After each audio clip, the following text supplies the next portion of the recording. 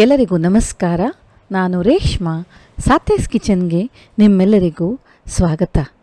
ಇವತ್ತು ನಾನು ಬಹಳ ಸುಲಭವಾಗಿ ಕೇವಲ 10 ನಿಮಿಷದಲ್ಲಿ ಅವರೆಬೇಳೆ ಅಕ್ಕಿ ರೊಟ್ಟಿ ಮಾಡೋದನ್ನು ತೋರಿಸ್ತೀನಿ. ಬಹಳ ಸುಲಭವಾಗಿ ಮನೆಯಲ್ಲೇ ಮಾಡ್ಕೊಬೋದು. ನೀವು ಅವರೆಬೇಳೆಗೆ ಮೇಳಕ್ಕೆ ಹೋಗಿಲ್ಲ ಅಂದರೆ ಮನೆಯಲ್ಲೇ ನೀವೇ ಈ ಥರ ಮಾಡ್ಕೊಂಡು ತಿನ್ಬೋದು. ಬನ್ನಿ ಈ ರೆಸಿಪಿ ಹೇಗೆ ಮಾಡೋದನ್ನು ನೋಡೋಣ. ಮೊದಲಿಗೆ 2 ಕಪ್ಪಿನಷ್ಟು ಅಕ್ಕಿ ಹಿಟ್ಟು, ನಂತರ ಇದಕ್ಕೆ 1 ಟೇಬಲ್ ಸ್ಪೂನ್ ಜೀರಿಗೆ ಹಾಕ್ಕೊತಾ ಇದ್ದೀನಿ. 1 ಕಪ್ ಕ್ಯಾರೆಟ್ ತುರಿದಿಟ್ಕೊಂಡಿರೋದು. ಕ್ಯಾರೆಟ್ ಹಾಕಿದ್ರೆ ಕಲರ್ಫುಲ್ಲಾಗಿ ಚೆನ್ನಾಗಿರುತ್ತೆ ಮಕ್ಕಳು ಕೊಡೋದಕ್ಕೆ. 1/4 ಕಪ್ಪಿನಷ್ಟು ಕೊತ್ತಂಬರಿ ಸೊಪ್ಪು, ಅರ್ಧ ಕಪ್ಪಿನಷ್ಟು ಸಬ್ಬಕ್ಕಿ ಸೊಪ್ಪು, ಇದು ಆಪ್ಷನಲ್ಲು. ತುರಿದಿರುವಂತಹ ಹಸಿ ಕೊಬ್ಬರಿ 1 ಕಪ್ಪಿನಷ್ಟು, ಉಪ್ಪು ರುಚಿಗೆ ತಕ್ಕಷ್ಟು, ಈರುಳ್ಳಿ 2 ಸಣ್ಣಕ್ಕೆ ಹೆಚ್ಚಿ ಹಾಕ್ಕೊಂಡಿರೋದು. ನಾನು ಇಲ್ಲಿ 1.5 ಕಪ್ಪಿನಷ್ಟು ಅವರೆಬೇಳೆನ ಒಂದು 2-3 ನಿಮಿಷ ಬಿಸಿನೀರಲ್ಲಿ ಬೇಯಿಸ್ಕೊಂಡು ಹಾಕಿದ್ದೀನಿ.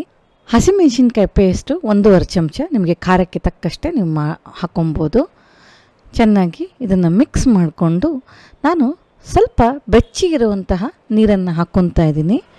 1.5 ಕಪ್ಪಿನಷ್ಟು ಬಿಸಿನೀರು ಹಾಕಿದ್ರೆ ಅಕ್ಕಿ ರೊಟ್ಟಿ ತುಂಬ ಸಾಫ್ಟಾಗಿ ತುಂಬ ಚೆನ್ನಾಗಿ ತಟ್ಟೋದಕ್ಕೂ ಸುಲಭವಾಗಿರುತ್ತೆ.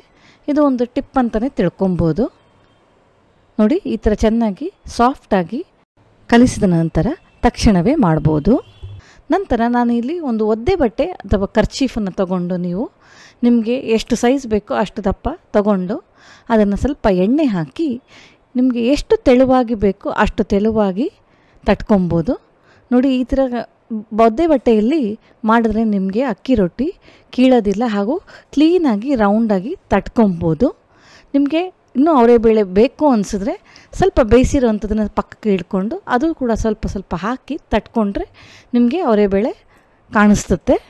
ನಂತರ ಒಂದು ಬಿಸಿ ತವ ಮೇಲೆ 1 ಚಮಚದಷ್ಟು ಎಣ್ಣೆ ಹಾಕಿ ನಾವು ತಟ್ಟಿರುವಂತಹ ಆ ಒದ್ದೆ ಬಟ್ಟೆಯಲ್ಲಿ ಅಕ್ಕಿ ರೊಟ್ಟಿಯನ್ನು ಒಂದು 30 ಸೆಕೆಂಡ್ ಬಿಟ್ಟು ಮೆತ್ತಕ್ಕೆ ನಿಧಾನವಾಗಿ ಎತ್ತಿದ್ರೆ ಕ್ಲೀನಾಗಿ ನಿಮಗೆ ಅಕ್ಕಿ ರೊಟ್ಟಿ ಬರುತ್ತೆ. ನಂತರ ನೀವು ಅದಕ್ಕೆ 1 ಚಮಚ ಎಣ್ಣೆ, ತುಪ್ಪ ಅಥವಾ ಬೆಣ್ಣೆ ಯಾವುದರ ಹಾಕಿ ತಿನ್ಬೋದು. ನಾನು ಇಲ್ಲಿ ಒಂದು ಸ್ವಲ್ಪ ಎಣ್ಣೆ ಹಾಕಿದ್ದೀನಿ. 1 ನಿಮಿಷದ ನಂತರ ತಿರುಗಿಸಿದ ಮೇಲೆ ನೀವು ಮತ್ತೆ 2 ಸೈಡನ್ನು ಎಣ್ಣೆ ಅಥವಾ ತುಪ್ಪ ಹಾಕ್ಕೊಬೋದು. ತುಪ್ಪ ಹಾಕಿದ್ರೆ ಇನ್ನೂ ಚೆನ್ನಾಗಿ ರುಚಿಯಾಗಿರುತ್ತೆ. ನಾವು ಮುಂಚೆನೇ ಅವರೆಬೇಳೆನ ಬೇಯಿಸಿರೋದ್ರಿಂದ ನಿಮಗೆ ಹಸಿ ವಾಸನೆ ಅಕ್ಕಿ ರೊಟ್ಟಿಲಿ ಇರೋದಿಲ್ಲ. ಹಾಗಾಗಿ ಕ್ರಿಸ್ಪಿಯಾಗಿ ಸಾಫ್ಟಾಗಿ ಇರುತ್ತೆ. 2 ಸೈಡು ಚೆನ್ನಾಗಿ ರೋಸ್ಟ್ ಆದಮೇಲೆ ತೆಗೆದ್ರೇ ನಿಮಗೆ ಅಕ್ಕಿ ರೊಟ್ಟಿ ರುಚಿ ತುಂಬ ಚೆನ್ನಾಗಿರುತ್ತೆ. ಅದ್ರ ಜೊತೆಗೆ ಕಾಯಿ ಚಟ್ನಿ ಹಾಗೂ ಬೆಣ್ಣೆ ಜೊತೆ ಮಕ್ಕಳು ಕೊಟ್ಟರೆ ಅಂತೂ ತುಂಬಾ ಟೇಸ್ಟಿಯಾಗಿರುತ್ತೆ. ಅವರೆಬೇಳೆ ಸೀಸನಲ್ಲಿ ಮಿಸ್ ಮಾಡಿದರೆ ಇದನ್ನು ಟ್ರೈ ಮಾಡಲೇಬೇಕು. ನಿಮ್ಮೆಲ್ಲರಿಗೂ ಖಂಡಿತ ರೆಸಿಪಿ ಇಷ್ಟ ಆಗಿದೆ ಅಂದ್ಕೊತೀನಿ. ಇಷ್ಟ ಆದರೆ ಲೈಕ್, ಶೇರ್, ಸಬ್ಸ್ಕ್ರೈಬ್ ಮಾಡೋದನ್ನು ಮರಿಬೇಡಿ. ಮತ್ತೆ ಸಿಗೋಣ ಒಂದು ಹೊಸ ರೆಸಿಪಿಯೊಂದಿಗೆ. ಅಲ್ಲಿಯವರೆಗೂ ಟೇಕ್ ಕೇರ್ ಆ್ಯಂಡ್ ಎಂಜಾಯ್.